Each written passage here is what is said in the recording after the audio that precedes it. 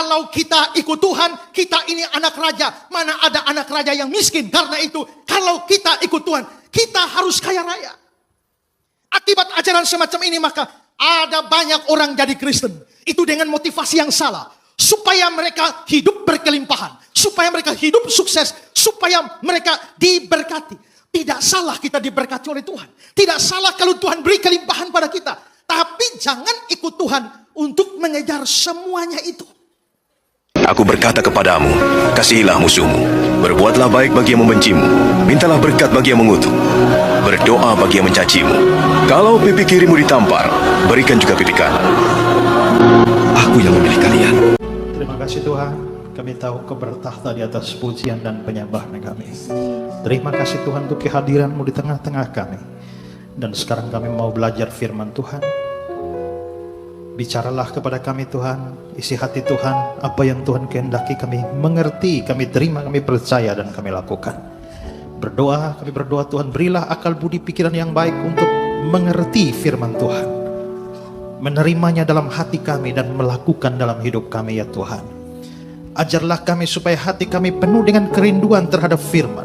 Mendengar firman bukan hanya kebiasaan, tapi betul-betul punya kerinduan dan bersukacita atas setiap kebenaran yang kami dapatkan dalam firman Tuhan. Tolong hamba-Mu dalam menyampaikan, supaya kebenaran yang disampaikan jauhkan dari kesalahan, terlebih kesesatan, sehingga kami semua dididik dalam kebenaran.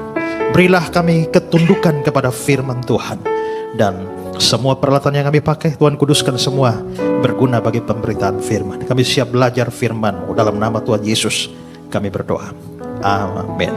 Silakan duduk kembali.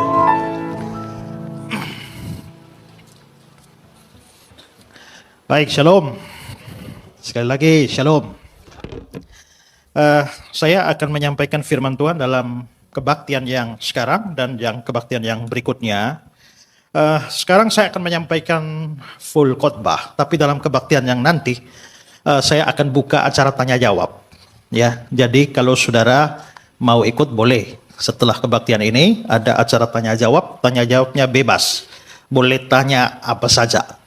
Apa saja ini artinya tentang kekristenan, tentang Alkitab. Jangan tanya fisika, kimia, ya, dan lain-lain. Pokoknya tanya jawab seputar Alkitab. Kalau saudara punya pertanyaan, saudara boleh ikut yang kebaktian nanti, ya.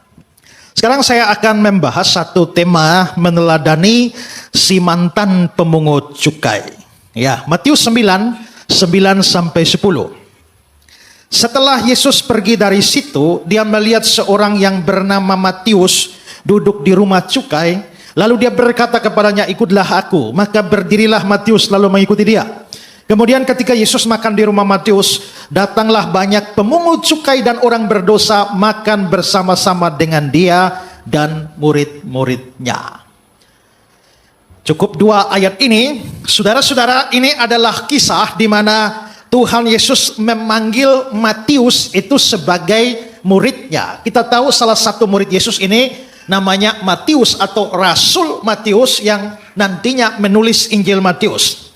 Matius ini adalah orang yang sama dengan Lewi yang dicatat di dalam Injil Markus dan Lukas. Markus 2 ayat 14, dia melihat Lewi duduk di rumah cukai lalu berkata kepadanya, ikutlah aku. Dalam versi Lukas 5 ayat 27, dia melihat seorang pemungut cukai yang bernama Lewi. Jadi Matius dan Lewi ini orang yang sama. Ada orang pernah tanya saya, Pak, yang benar mana? Matius atau Lewi? Sama saja. Tapi Matius itu nama Yunaninya, Lewi itu nama Ibraninya. Orang Israel rata-rata punya nama Ibrani, tapi karena budaya Yunani itu hebat pada waktu itu menguasai seluruh dunia, maka rata-rata orang Ibrani itu punya nama Yunani. Seperti orang yang namanya Simon atau Simeon, itu nama Ibraninya. Nama Yunaninya adalah Petros, makanya dia menjadi Simon Petros atau Petrus. Nama bahasa Aramaiknya itu adalah Kefas. Jadi Simon, Petrus, Kefas itu 3 nama dalam bahasa berbeda hanya untuk satu orang. Ya, saudara pernah ketemu orang anaknya dikasih nama Yudas? Rasanya nggak ada ya. Kalaupun ada, kayaknya orang bilang orang tuanya gila barangkali ya. Nah, anaknya dikasih nama Yudas. Tapi pernahkah saudara ketemu orang yang memberi nama anaknya Yehuda? Ada. Nah, Yehuda mau, Yudas tidak mau. Padahal Yehuda dan Yudas itu sama. Yehuda itu bahasa Ibraninya, bahasa Yunaninya Yudas. Ya, itu sama dengan Yesus, itu bahasa Yunaninya Yesus. Ya, Yesus. Bahasa Ibraninya Yosua. Jadi yang nama Yosua itu Yesus itu. Pernah ada orang tanya, Pak, kalau anak saya lahir tanggal 25 Desember, bolehkah saya kasih nama dia Yesus? Oh boleh. Kalau bisa kasih nama Yosua, Yesus juga boleh. Tapi Yesus saja, tidak usah Yesus Kristus. Karena nanti kalau dia curi ayam, ditangkap polisi, Yesus Kristus ditangkap polisi gara-gara curi ayam. Nah, itu namanya mempermalukan Tuhan. Ya, jadi Matius ini nama Yunaninya Lewi, nama Ibraninya, dan saudara-saudara arti dari nama Matius atau Lewi ini adalah pemberian Allah.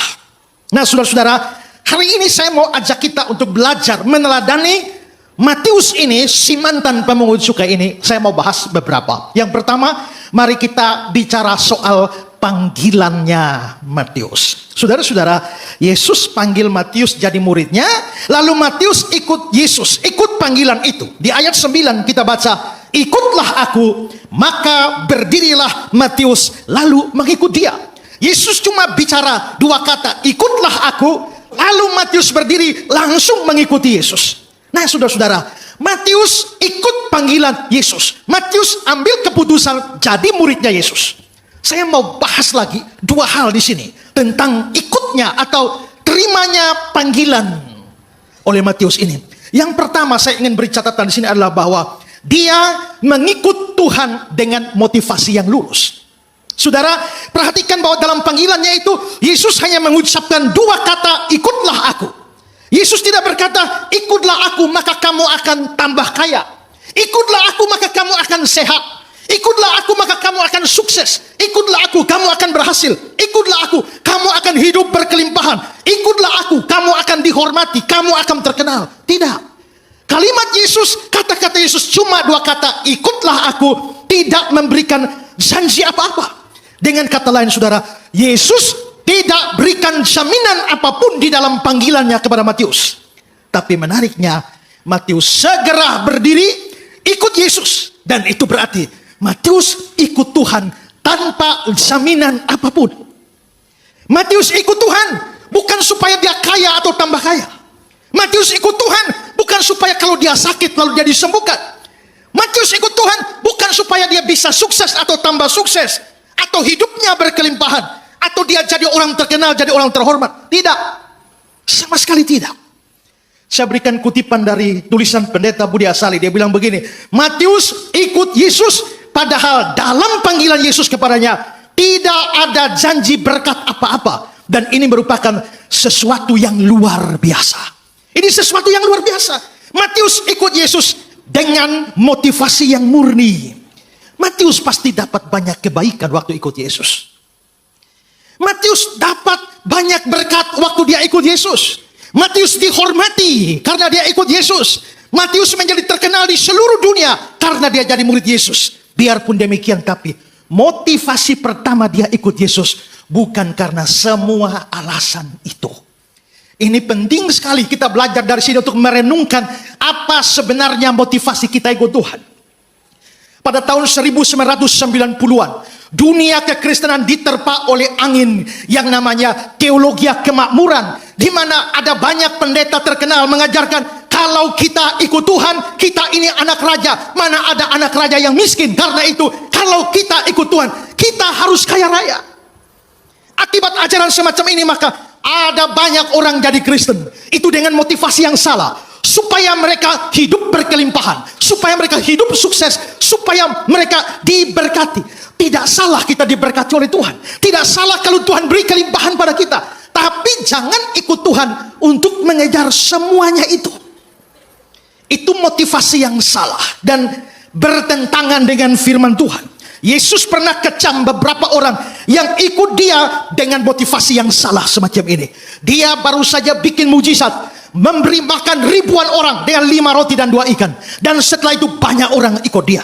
Dalam Yohanes 6, 26-27, Yesus menjawab mereka, Aku berkata kepadamu, sesungguhnya kamu mencari aku, karena kamu telah makan roti itu dan kamu kenyang. Bekerjalah bukan untuk makanan yang dapat binasa, melainkan untuk makanan yang bertahan sampai hidup yang kekal. Karena Karena itu saudara, motivasi itu penting. Motivasi adalah sesuatu yang mendorong kita. Pernah action bisa sama, motivasi berbeda. Satu tindakan yang sama bisa didorong oleh motivasi berbeda. Pernah lihat kucing kejar tikus? Apa yang sama? Sama-sama lari kan? Tapi coba saudara tanya, mengapa kucing lari? Mengapa tikus lari? Kucing lari karena lapar dan ingin makan tikus. Tikus lari karena takut dan ingin selamatkan nyawa. Berarti sama-sama lari. Kucingnya lari masalah perut, tapi tikusnya lari masalah nyawa. Berarti larinya sama, tapi motivasinya berbeda. Maka action bisa sama, motivasi bisa berbeda. Orang bisa sama-sama ikut Tuhan, tapi motivasi beda. Orang bisa sama-sama puji Tuhan, motivasi beda. Orang bisa sama-sama melayani Tuhan, tapi motivasinya berbeda. Bahkan orang bisa sama-sama berkhotbah, tapi motivasinya beda. Tidak semua orang berkhotbah betul-betul untuk kemuliaan Tuhan. Alkitab bilang mereka melayani, bukan melayani Tuhan, tapi melayani perut mereka sendiri. Bahkan saudara tahu, saya pernah didekati, ada yang namanya calo pengkhotbah. Jadi kerjanya hanya untuk lihat pendeta terkenal. Dia pergi nawar di gereja sana, nawar di gereja sini, nawar di gereja. Menawarkan, tapi nanti kalau persembahan kasihnya 70-30. Tapi ada pendeta yang saking ingin dicaloin, dia bilang bahkan kasih turun 50-50. Maka kita bisa lihat ada banyak orang bahkan melayani pun dengan motivasi yang salah, ikut Tuhan dengan motivasi salah. Tuhan pasti berkati, Tuhan bisa membuat kita sukses, bahkan Tuhan bisa bikin kita berkelimpahan. Tapi jangan itu motivasinya. Motivasi kita harus lurus, seperti Matius yang nggak dapat janji apa-apa. Ikutlah aku, langsung ambil keputusan, ikut Tuhan. Karena kalau saudara motivasi miring ikut Tuhan, saudara, kalau keinginan saudara tidak terjadi, saudara bisa murtad. Saya ikut Tuhan supaya saya sembuh, tahu-tahu tidak sembuh. Dan tidak selamanya Tuhan mau sembuhkan. Kadang-kadang Tuhan membiarkan seorang anaknya menderita sakit karena dia punya rencana di balik sakit penyakit itu. Tapi kalau orang ikut Tuhannya supaya sembuh, begitu Tuhan tidak sembuhkan, dia rasa Tuhan ingkar janji dan akhirnya dia bisa murtad dan tinggalkan Tuhan. Ada satu orang di Surabaya, anaknya mati, biasakan kebaktian penghiburan. Tapi dia tidak bikin kebaktian penghiburan, kebaktian pembangkitan. Setiap malam doa dalam nama Yesus, mujizat terjadi, bangunlah. Tidak bangun-bangun juga, hari kedua, hari ketiga, hari kelima bertahan, tidak bangun-bangun, terpaksa kubur. Setelah itu murtad. Tuhan, engkau ingkar janji. Kalau Tuhan ingkar janji, kapan Tuhan berjanji bahwa anakmu mati akan bangkit? Kan Tuhan gak pernah berjanji begitu. Dia mau bangkitkan, bisa. Tapi tidak ada kewajiban bahwa dia harus membangkitkan. Tidak ada. Maka di sini motivasi penting sekali. Motivasi akan menentukan bagaimana saudara ikut Tuhan. Di satu kampung ada lomba lari. Lalu si bapak dengan semangat ikut lari. Ya, juara 1 juta. Juara 2 500.000. Juara 3 250.000. Nomor 4 tidak dapat apa-apa ke belakang. Maka si bapak datang, wah lari. Dia lari, gas. Juara 1 juta, dia lompat, wah luar biasa dapat 1 juta. Babak kedua ulang lagi. Babak kedua ulang, dia juara 3, hanya dapat 250.000. Tapi semangat senangnya sama, wah sama dengan tadi waktu dia juara 1. Babak ketiga, dia masuk paling belakang, tidak dapat apa-apa. Tapi semangatnya, wow, semangat. Orang heran, Pak, waktu juara 1 dapat 1 juta senang. Juara 3 juga senang. Ini gak dapat apa-apa juga senang. Kenapa Bapak gak dapat apa-apa tapi senang? Dia bilang, karena saya lari bukan untuk cari hadiah. Terus, karena saya mau olahraga. Nah, kalau begitu motivasinya bukan hadiah. Sehingga ketika hadiah tidak dapat, tidak mengurangi sukacita dia. Maka penting sekali belajar motivasi saudara ikut Tuhan itu apa. Motivasi saudara layani Tuhan itu apa. Motivasi saudara kerja bagi Tuhan itu apa. Harus luruskan motivasi. Belajar dari Matius. Tuhan pasti berkati. Tuhan pasti bekerja untuk kebaikan kita. Tapi jangan motivasi karena itu. Seperti Matius, hanya ikutlah aku. Dan dia ambil keputusan ikut Tuhan. Kedua, dia ikut Tuhan dengan meninggalkan segala sesuatu. Dalam versi Lukas pasal 5 ayat 28, maka berdirilah Lewi dan meninggalkan segala sesuatu. Matius atau Lewi ini pemungut cukai. Kalau dia meninggalkan segala sesuatu artinya apa? Artinya dia meninggalkan pekerjaan pemungut cukai. Saudara, pemungut cukai itu adalah kaki tangan Romawi yang bekerja tarik pajak dari orang. Dan mereka biasanya menarik pajak begitu banyak, store ke pemerintah Romawi seadanya, lalu sisanya mereka dapat, sehingga mereka rata-rata pemungut cukai kaya-kaya. Ingat, Sakeus, kepala pemungut cukai, jadi orang kaya sekali. Makanya orang Yahudi sangat benci yang namanya pemungut cukai itu. Nah, tapi persyaratannya, kalau sampai kamu mengundurkan diri dari pemungut cukai, kamu tidak bisa kembali lagi kepada pekerjaan itu. Maka begitu Matius meninggalkan segala sesuatu ikut Yesus, dia lepaskan semua pekerjaan pemungut cukainya, ikut Yesus, maka dia tidak bisa kembali lagi jadi pemungut cukai. Itu beda dengan Petrus, Yakobus, Yohanes, dan teman-teman lain yang mereka ex-nelayan penangkap ikan. Setelah mereka meninggalkan perahu jala ikan mereka, kalau besok-besok mereka mau menangkap ikan lagi masih bisa. Bukankah di awal pelayanan Yesus, Yesus panggil mereka, mereka tinggalkan segala sesuatu, perahu, ikan, jala mereka, lalu ikut Yesus. Tapi setelah Yesus mati, lihat Yohanes 21 ayat yang ketiga, kata Simon Petrus kepada mereka, aku pergi menangkap ikan. Kata mereka kepadanya, kami pergi juga dengan engkau. Berarti Petrus itu pernah meninggalkan ikan dan masih bisa kembali pada ikan. Dia pernah meninggalkan perahunya dan masih bisa kembali pada perahunya. Dia akan tinggalkan jalannya, masih bisa kembali ke jalannya. Tapi Matius tinggalkan pemungut cukai, tidak bisa kembali. Maka ini pengorbanan yang besar sekali dari seorang Matius. Dan itu harus kita teladani bahwa sekali ambil keputusan ikut Yesus, tidak boleh balik lagi. I have decided to follow Jesus, no turning back. No turning back. Tidak bisa kembali lagi. Sekali ambil keputusan Yesus, ikut Yesus, sekali itu ikut dia sampai mati, tidak akan berbalik. Sekali ambil keputusan melayani Tuhan, sekali ambil keputusan dan tidak pernah balik. Itu teladan dari Matius. Waktu Napoleon Bonaparte membawa tentaranya untuk menyerang sebuah pulau, mereka harus menyeberang satu sungai. Lalu pada saat mereka mau menyerang tempat itu, para tentaranya sembunyikan perahu-perahu sampan di dalam hutan-hutan atau rumput-rumput di sana. Napoleon bilang, untuk apa sembunyikan perahu-perahu itu? Supaya kalau kita kalah, kita masih bisa ambil perahu kita dan kembali. Lalu Napoleon bilang, sebelum serang, kumpul semua perahu, bakar. Habis itu baru kita maju. Artinya, nggak bisa balik lagi. William Barclay kasih satu cerita tentang ada seorang yang mau menyeberang satu got. Got ini agak lebar, tapi nggak terlalu lebar juga. Jadi orang yang mau nyebrang ini dia pikir-pikir, dilihat dari jangkauan dia dan lebarnya got. Rasanya kalau saya loncat bisa nyampe. Tapi nyampe nggak ya? Jangan-jangan masuk got. Ah, bisa lah. Wah, tapi cukup lebar. Jangan-jangan nggak bisa. Coba dia siap. Begitu pas mau loncat dia bilang, aduh nggak bisa, nggak jadi. Biar pergi aja. Begitu mau pergi dia pikir, mestinya bisa. Maka dia balik lagi, mestinya bisa. Oke, siap lari, mau loncat. Aduh, pasti nggak bisa. Balik. Begitu balik dia bilang, pasti bisa asal ambil ancang-ancang. Maka dia ambil ancang-ancang yang jauh, siap. Begitu lari mendekati pinggir, dia takut lagi. Aduh, pasti nggak bisa. Biar balik aja lah. Begitu balik, satu suara bilang, kalau kamu kuat pasti bisa. Iya, pasti bisa, pasti bisa. Begitu mau loncat, takut lagi, nggak bisa lagi. Bolak-balik, mau maju, bisa, nggak bisa. Akhirnya dia bilang, kalau begini sampai kapan?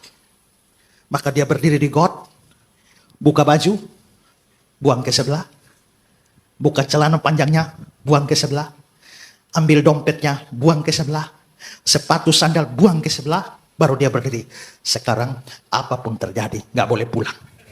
Karena apa? Dompet, sepatu, sandal, baju, celana sudah di sana. Maka hanya ada satu jalan, lompat, maju, dan tidak ada jalan pulang. Ambil keputusan ikut Tuhan itu begitu. Sekali ambil keputusan tetap ikut Yesus. Kalau saudara ambil keputusan seperti itu, sekali ambil keputusan ikut Yesus, tetap ikut Yesus. No turning back. Saudara tidak mungkin jadi mualaf. Amin. Nah, maka panggilan Matius mengajar kita dua hal. Pertama adalah motivasi mesti lurus. Kedua, sekali ambil keputusan, tidak akan balik lagi. Ya, sekarang yang kedua. Tadi panggilan, sekarang kita bicara pelayanan Matius. Saudara-saudara, Matius setelah mengikuti panggilan Tuhan, sekarang dia mau melayani Tuhan. Tapi pelayanan macam apa yang Matius lakukan? Pertama, dia mengadakan sebuah perjamuan makan. Lukas 5, dan Lewi mengadakan suatu perjamuan besar untuk dia di rumahnya, dan sejumlah besar pemungut cukai dan orang-orang lain turut makan. Jadi, Matius itu bikin acara makan di rumah, undang begitu banyak pemungut cukai makan bersama-sama dengan Yesus. Kira-kira apa tujuan Matius bikin acara makan itu?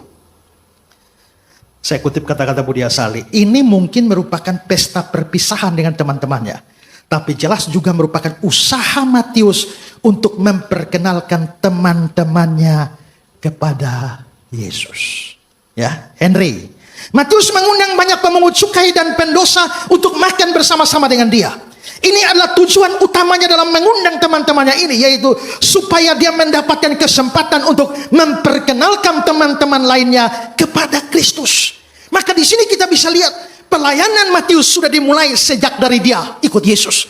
Dia mungkin belum bisa berkhotbah, belum bisa mengajar, belum bisa sampaikan firman Tuhan, tapi kerinduannya supaya orang lain juga kenal Yesus, dia wujud nyatakan dengan bikin acara makan, undang Yesus makan, undang teman-teman pemungut cukai, supaya waktu makan itu teman-temannya bisa mengenal Yesus.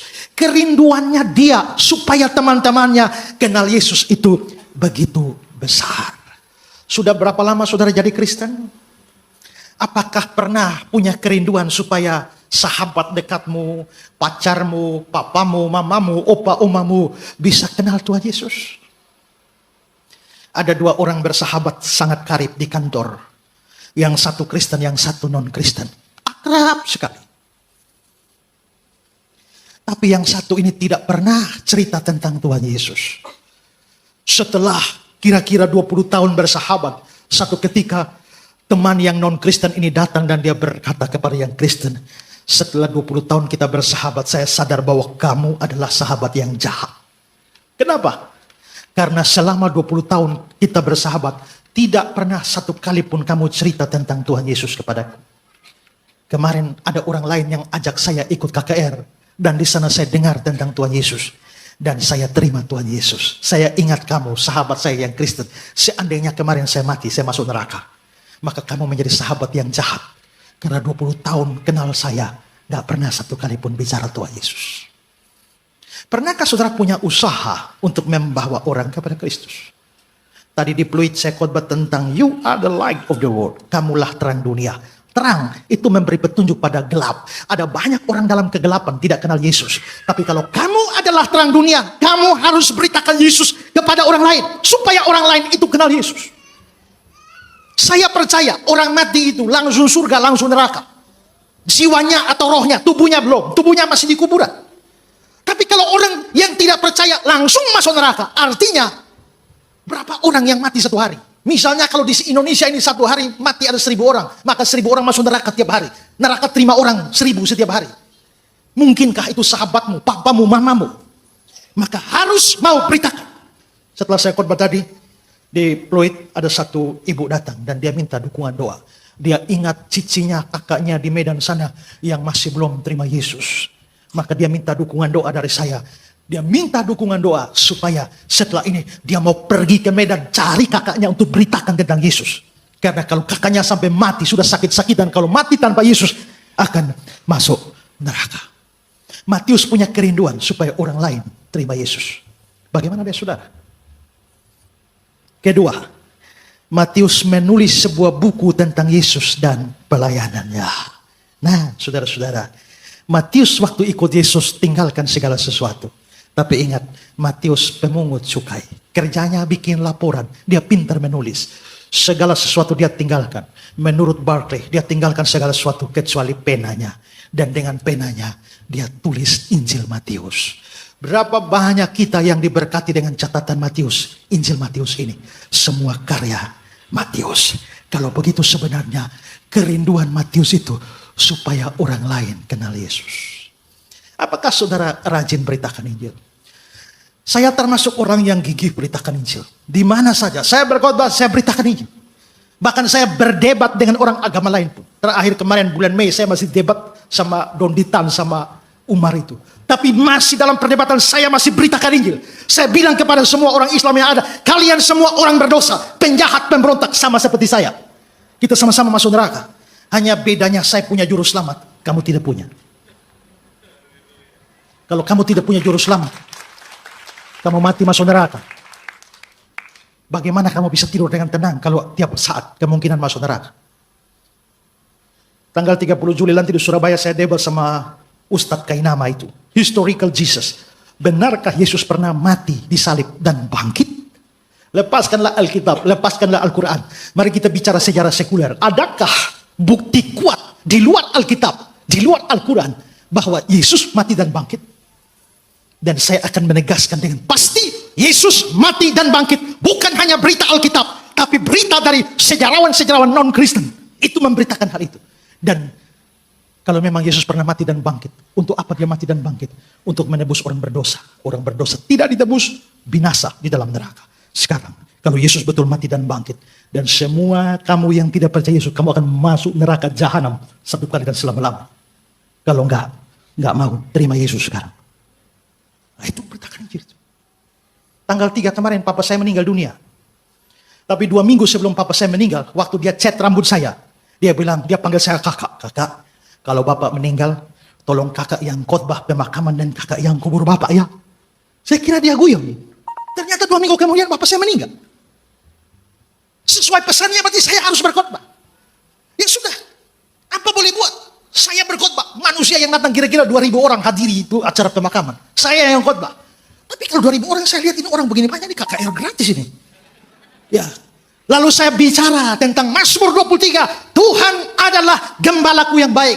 Di dalam Tuhan adalah gembalaku yang baik. Ada banyak janji. Ada janji penyertaan.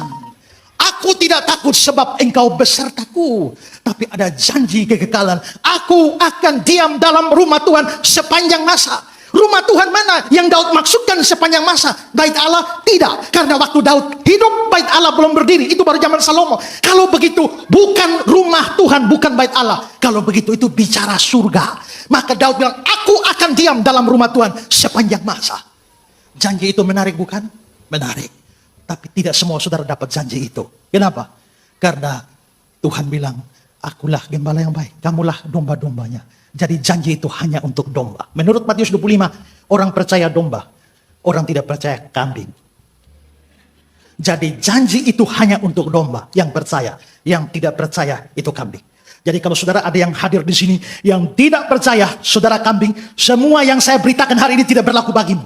Tapi kalau mau, terima Yesus. Yang belum terima Yesus, terimalah Yesus. Yang mualaf, kembalilah. Karena saya lihat di situ ada banyak jilbab di situ. Rindukah saudara supaya banyak orang terima Yesus? Ku suka menuturkan cerita mulia, cerita Tuhan Yesus. Ku suka menuturkan. Matius rindu orang lain kenal Yesus. Bagaimana dengan saudara? Terakhir, waktu saya tinggal 5 menit. Karakter Matius. Tadi panggilan, kedua pelayanan, ketiga karakter. Saudara, tidak banyak dicatat tentang karakter Matius. Tapi cerita Matius dipanggil, itu ada di dalam Injil Matius, ada dalam Injil Markus, ada dalam Injil Lukas. Tapi saudara-saudara, di dalam daftar murid-murid Yesus, saudara lihat dalam Markus, ada daftar namanya Matius. Di dalam daftar Lukas namanya Matius. Tapi di Injil Matius yang Matius tulis sendiri, dia tidak hanya bilang Matius. Dia ada tambahan, apa? Matius, pemungut cukai. Saudara, pemungut cukai itu orang paling dibenci masyarakat. Ingatlah itu orang Farisi berdoa, Tuhan, aku berpuasa 3 kali, aku tidak merampok, aku tidak membunuh, aku tidak seperti pemungut cukai ini. Nah, itu pemungut cukai itu orang dibenci. Jelek itu. Tapi waktu Markus mencatat nama murid-murid, dia bilang Matius. Lukas mencatat dia bilang Matius. Tapi sampai Matius menulis sendiri, dia bilang Matius, tidak titik. Matius pemungut cukai. Saudara, seandainya saya Matius, mungkin minimal kalau mau pakai pemungut cukai, saya bilang Matius mantan pemungut cukai. Tapi dia nggak taruh mantan. Dia tetap taruh pemungut cukai. Kenapa? Kenapa waktu Matius menulis, dia mencantumkan sesuatu yang jelek di balik namanya? Memang dia pemungut cukai, tapi kan mantan. Tapi kenapa dia tidak pakai mantan, tetap pertahankan pemungut cukai? Saya kira itu tanda kerendahan hati. Supaya apa? Supaya nanti kalau sudah jadi orang hebat, dia sadar dia itu dulunya pemungut cukai. Jangan sombong. Ya, orang seringkali lupa daratan. Setelah dia berhasil, sukses, terkenal, lupa. Tapi yang menarik adalah ada fakta lain. Waktu Tuhan Yesus mengirim murid-muridnya dia utus murid-murid dua-dua, berpasang-pasangan. Sekarang lihat versi Markus. Markus, ya, kalau itu kan Simon Petrus sama Andreas, Filipus sama Bartolomeus, lalu Matius, Thomas. Matius dulu baru Thomas. Dalam versi Lukas, Matius, Thomas. Tapi versi Matius sendiri apa? Thomas, Matius. Dia balik. Ini Matius, Thomas, sampai Matius dia balik. Thomas duluan baru dia. Rupanya Matius ini tidak mau menonjol. Ya. Kalau Markus dan Lukas menempatkan Matius nomor 1, baru Thomas. Tapi Matius sendiri dia taruh Thomas nomor 1, baru dia nomor 2. Ini karakter luar biasa. Dia rela menempatkan diri nomor 2. Ada banyak orang sukar ada di tempat nomor 2. Itulah sebabnya kekacauan terjadi banyak. Karena semua mau nomor 1. Termasuk di pelayanan juga. Ada banyak orang mau nomor 1, number 1. Susah orang menempatkan diri nomor 2. Itulah sebabnya pelayanan kacau. Bagi Matius, gak peduli siapa lebih dulu. Thomas lebih dulu, gak apa-apa. Yang penting pekerjaan Tuhan bisa jalan. Matius punya kerendahan hati yang luar biasa. Saya mau tutup ini dengan satu cerita.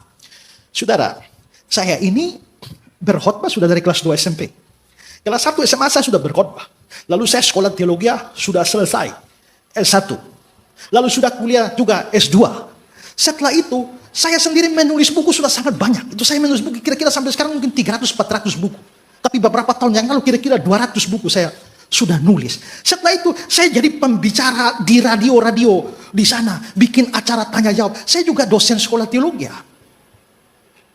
Nah, satu hari ada satu gereja dari Surabaya.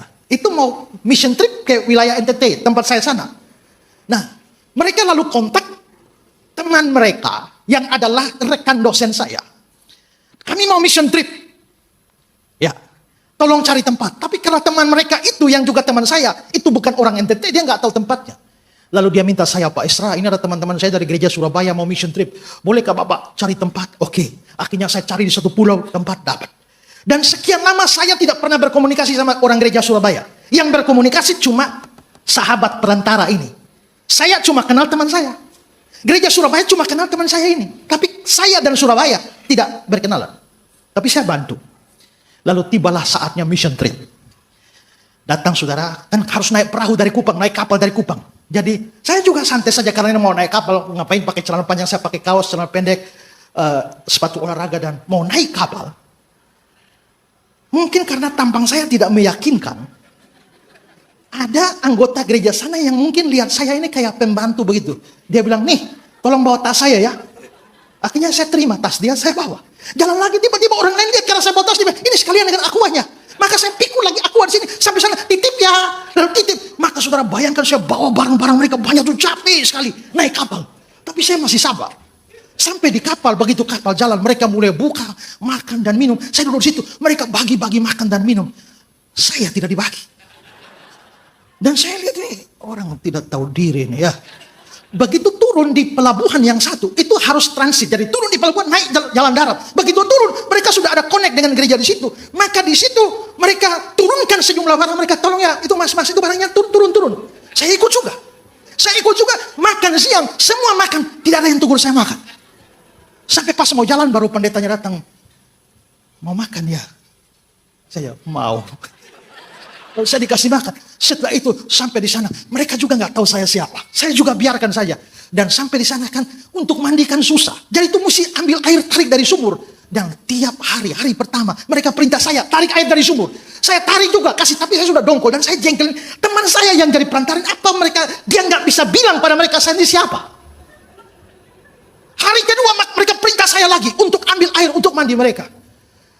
Memasuki hari ketiga saya nggak tahan. Saya panggil teman ibu. Saya cerita semua detail mulai dari pelabuhan sampai sekarang. Dan ibu, menurut saya teman-teman ibu ini kurang ajar semua. Saya minta ibu tolong kumpul mereka dan kasih tahu saya siapa. Ya. Jelas kasih tahu saya siapa, tidak boleh tambah, tidak boleh kurang. Maka diadakanlah pertemuan saat itu. Dan ibu itu berkata, saudara-saudara, perkenalkan ini adalah Pendeta Esra Soro. Beliau adalah pendeta di salah satu pendeta di gereja Kota Kupang ini. Beliau sudah bergelar master pendidikan. Dia adalah dosen homiletika, ilmu berkhotbah, dosen hermeneutika, ilmu tafsir, dosen apologetika dan dogmatika di Sekolah Tinggi Teologi Injili. Beliau telah menulis kira-kira 200 buku dan beliau menjadi pembicara. Waktu ibu itu ngomong, saya dalam hati saya buka telinga dan dengar semua baik-baik saya siapa. Dan habis itu mereka datang minta maaf karena telah memperlakukan saya tidak adil. Tapi setelah itu saya puas, tapi saya pikir, aduh Tuhan, ternyata rendah hati itu susah ya.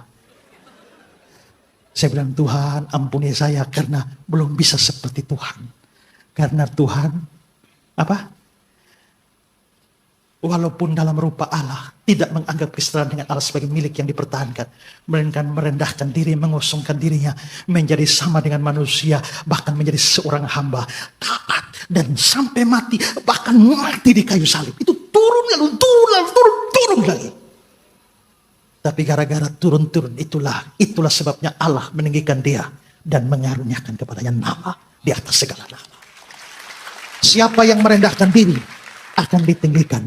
Sayangnya saya masih gagal hari itu. Dan selalu berjuang. Ku mau sepertimu Yesus disempurnakan selalu. Belajar dari Matius, panggilannya motivasi lurus.